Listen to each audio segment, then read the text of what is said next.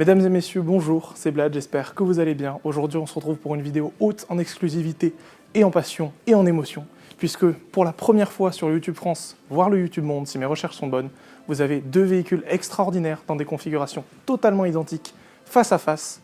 Aujourd'hui, on va en faire une review. Mesdames et messieurs, je vous présente une Ferrari F40 et une Ferrari F50 chez Pelleras. Installez-vous, c'est parti.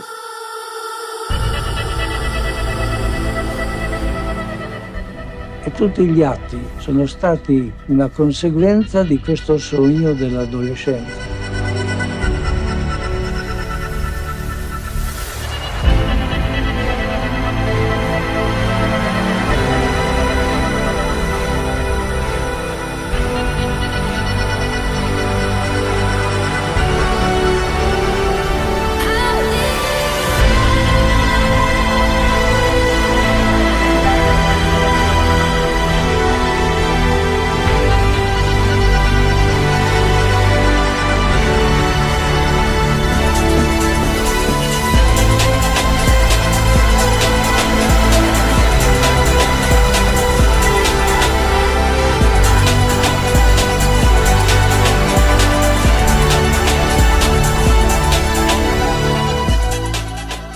Avant tout, mesdames et messieurs, j'ai quelques petites choses à vous dire. Déjà, je voudrais vraiment remercier chaleureusement Pelleras Légende et Pelleras tout court qui me donnent des opportunités en or depuis des mois. Et là, je crois qu'on a atteint un sommet inimaginable au début de ma chaîne et même il y a quelques mois. Donc vraiment, merci à eux. Merci également au propriétaire qui nous permet d'observer ces véhicules dans ce showroom et de les approcher d'assez près. Alors évidemment, question de respect, on ne touchera pas aux voitures, c'est évident. On est déjà extrêmement chanceux de s'en approcher, mais ne vous en faites pas. Mon caméraman et moi-même, on fera notre possible pour vous donner le plus d'anecdotes, le plus d'angles de vue et le plus de petits détails de ces voitures, comme si vous y étiez. En tous les cas, n'hésitez pas à aller suivre Pelleras Légende sur Instagram, à aller me suivre moi-même, parce que vous aurez quelques photos sympas comme d'habitude des fonds d'écran pour ces voitures. Allez.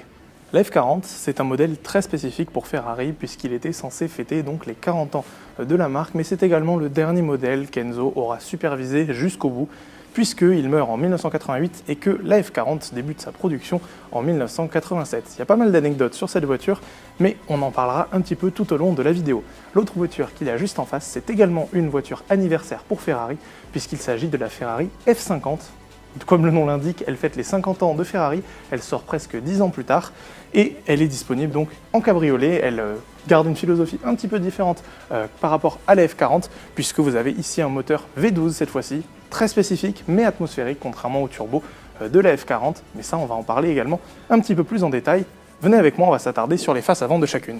La face avant d'une Ferrari F40 est très caractéristique pour plusieurs détails. Déjà, ses phares qui sont très connus dans le monde de l'automobile, ce regard très particulier avec ces feux pop-up qui sont, on va dire, un gimmick des années 90 avant d'être banni par l'Europe. Cette grande pièce tout ici qui fait finalement le capot, même si le moteur est à l'arrière, elle part des ailes, elle englobe tout avec les petits cavalinos sur les côtés, etc., des entrées d'air et le badge Ferrari. Et puis un petit peu plus bas, vous avez finalement ce museau qui plonge vraiment avec les trois petites entrées d'air ici pour rafraîchir les radiateurs et cette lame avant. Petite anecdote, certaines Ferrari F40 sont sorties sur la fin avec une suspension rehaussable pour éviter d'abîmer cette partie ici qui est extrêmement basse. On n'a même pas une main avant de frotter, donc les dos d'âne sont très crins dans cette voiture.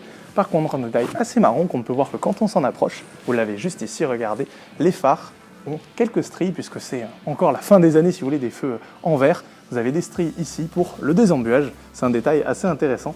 Mais venez, on va voir la F50. La F50 jouit peut-être d'un design un petit peu moins mythique et apprécié que celui de la F40, mais il reste tout autant impressionnant pour l'époque, avec vraiment l'avènement de toutes les technologies de Formule 1 qui arrivent, des entrées d'air partout. Regardez-moi ce capot extrêmement creusé, la place qu'il y a là avec les énormes extracteurs d'air. C'est un capot qui est très aéré, qui lui aussi, comme la F40, fait toute la voiture et englobe les ailes, avec ce même principe de museau assez bas, avec les entrées d'air finalement pour les radiateurs. Ici, ce sont des phares en plastique, ça y est, ils sont un petit peu moins mythiques encore une fois que la F40, ils ne s'ouvrent pas, etc. Il n'y a pas de pop-up, mais ça reste quand même une face avant absolument sublime. Petite anecdote, il faut savoir que les deux voitures, encore à l'époque, étaient dessinées par Pininfarina. Pininfarina qui a une histoire extrêmement longue avec Ferrari, qui s'est terminée qu'il y a quelques années quand le design est parti en interne. Mais voilà, ce sont deux voitures qui ont un design vraiment incroyable, surtout pour leurs époques. Et ça, vous allez le voir, ça se reflète sur le reste de la voiture.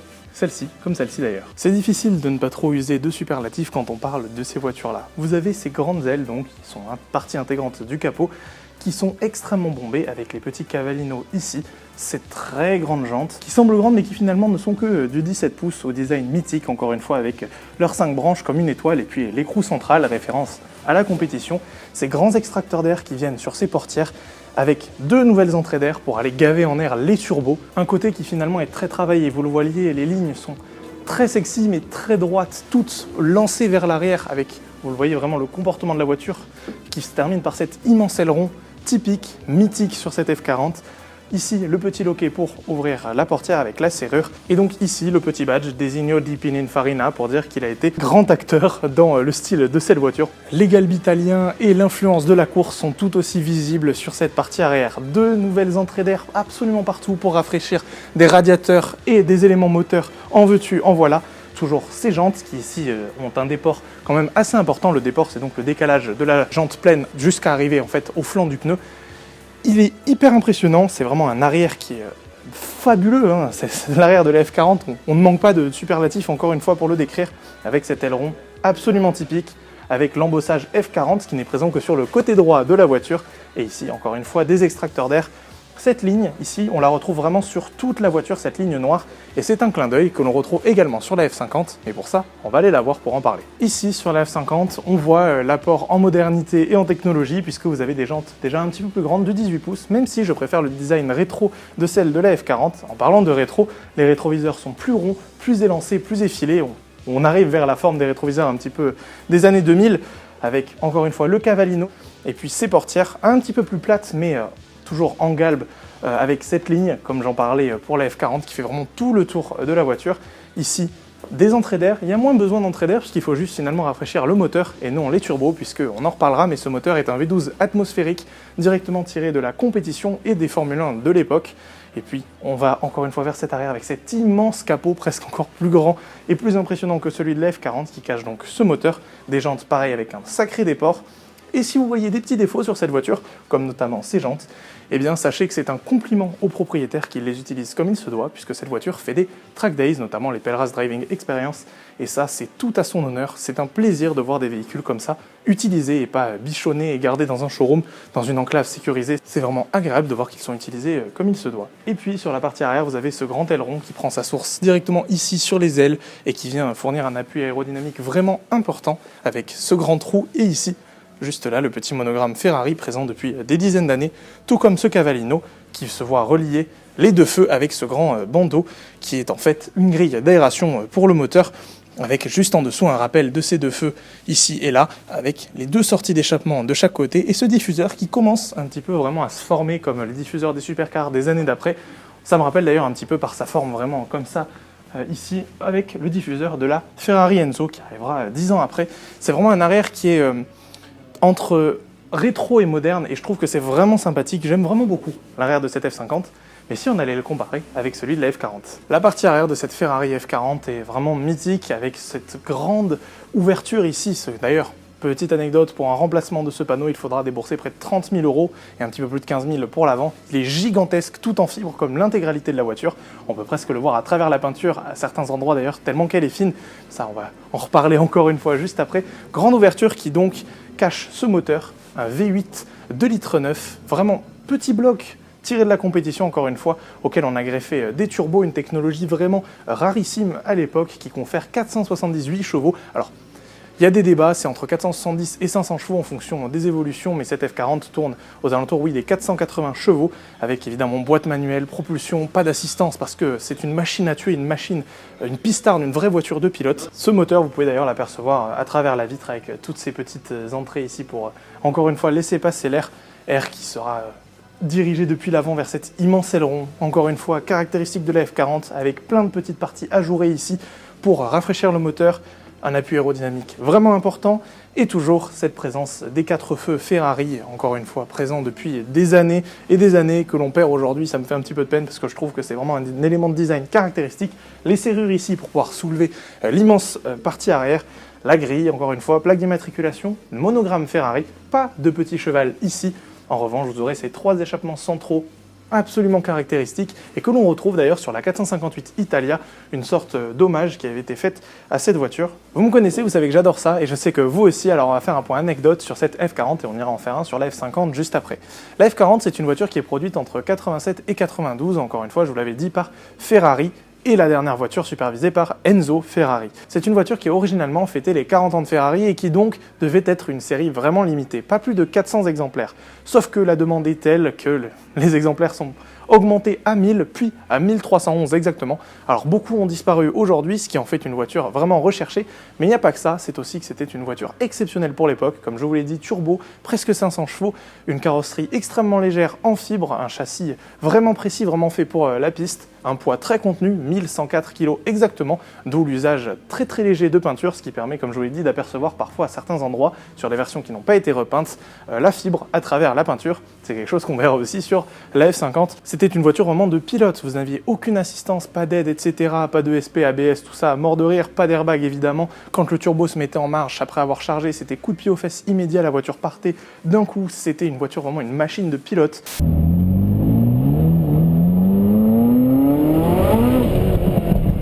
Une machine extraordinaire, vraiment la quintessence d'Enzo Ferrari, et donc du coup, ce qui en fait une voiture très recherchée, comme je vous l'ai dit. Un exemplaire comme celui-ci, aussi joli, avec peu de kilomètres, etc., bien conservé, ça tourne aujourd'hui à plus de 3 millions d'euros. Ça donne envie. Pour ce qui est de la F50, l'histoire est à peu près la même. Il s'agissait vraiment de reproduire le schéma fait par Ferrari en compétition, le maximum de ce qu'il savait faire à l'époque, et donc on retrouve un V12 qui fait 4,7 litres, qui est directement tiré de la Formule 1 et des véhicules de compétition de l'époque.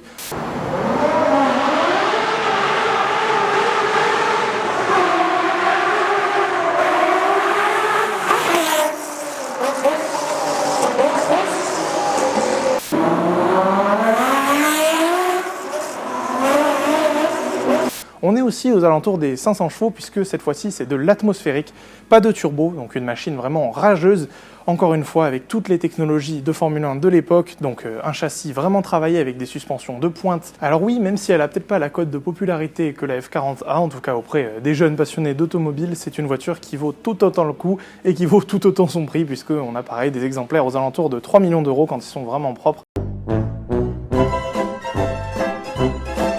Donc voilà, c'est deux véhicules qui, à eux seuls, ici, dans ce showroom, valent 6 millions d'euros. Donc encore une fois, je vous le redis, vraiment remercier Pelleras dans les commentaires, remercier le propriétaire et remercier également mon caméraman, encore une fois, qui m'accompagne sur ces tournages. Vraiment, c'est un honneur d'être ici. C'est vraiment...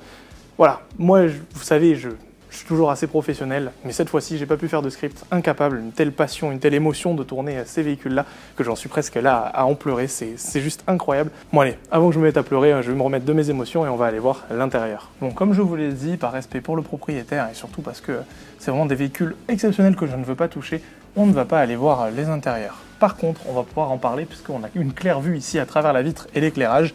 Vous avez des sièges rouges en tissu, très baquets, vraiment des sièges de piste avec des ceintures de sécurité, etc. Surtout un dossier en carbone qui est vraiment présent ici à l'intérieur. Vous le voyez au niveau des portières, ici vraiment l'entièreté du panneau de porte est sculpté en fibre de carbone. Un volant très classique avec un petit klaxon, pas d'airbag évidemment. Un pommeau de vitesse en H avec la grille. C'est vraiment une manière de faire de Ferrari qui a été retrouvée jusqu'à très très tard et qu'on retrouve un peu dans la manière dont ils font leur nouveau levier, qui mime un petit peu encore une fois cette grille en H. Et puis vous le voyez tout au fond là-bas, vous avez la cave à pied qui se rejoint vraiment comme ça, puisque il fallait la place pour les roues et les suspensions, ce qui donne une position de conduite, m'a-t-on dit, avec les pieds décalés. Les pédales ne sont pas en face des genoux, c'est assez particulier.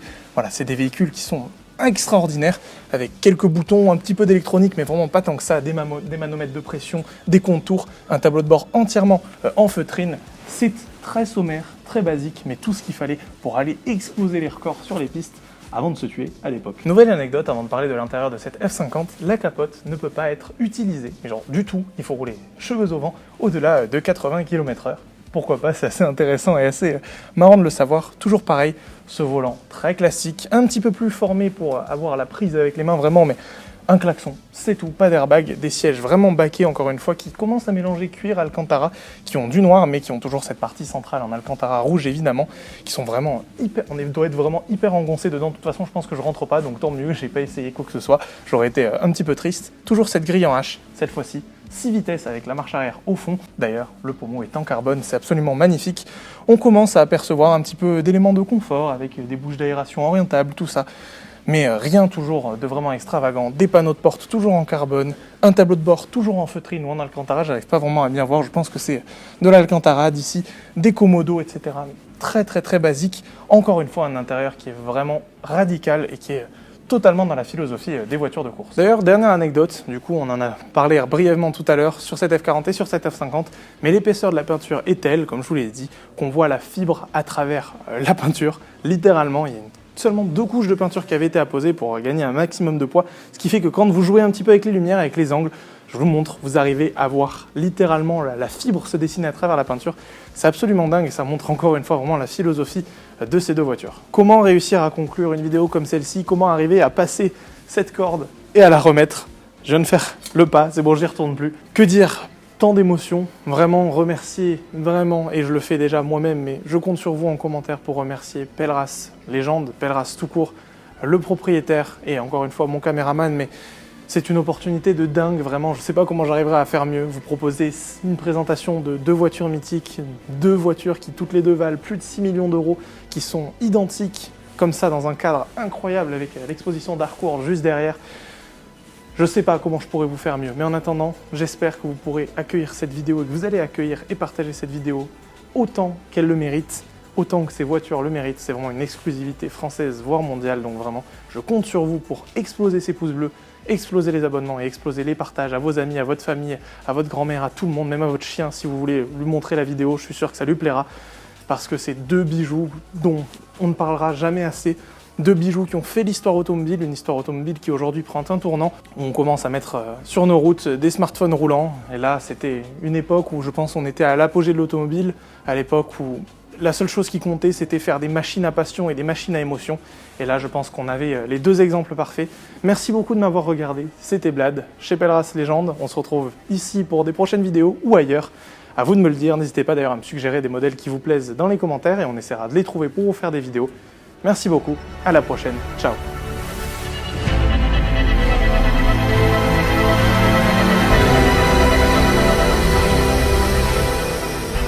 D'ailleurs, petite anecdote dont j'ai oublié de vous parler sur cette F40, c'est les réservoirs d'essence, puisqu'ils sont au nombre de 2, accessibles par une trappe comme celle-ci, également de l'autre côté. Ils sont logés juste ici, et il y avait une anecdote intéressante, c'est que quand vous allez faire du circuit, il faut faire attention à ne pas trop remplir ces réservoirs. Pourquoi? Vu que c'est des réservoirs souples de compétition, ils peuvent avoir tendance à déborder s'ils sont trop remplis. Et s'ils sont trop remplis et qu'ils débordent, l'essence va directement se déverser dans les entrées d'air pour aller jusque dans les turbos. Et des turbos chauds avec de l'essence, ça fait pas bon ménage. D'où les accidents qui ont pu arriver avec ces F40. Donc voilà, c'était une petite anecdote. Il ne faut pas remplir les réservoirs jusqu'en haut.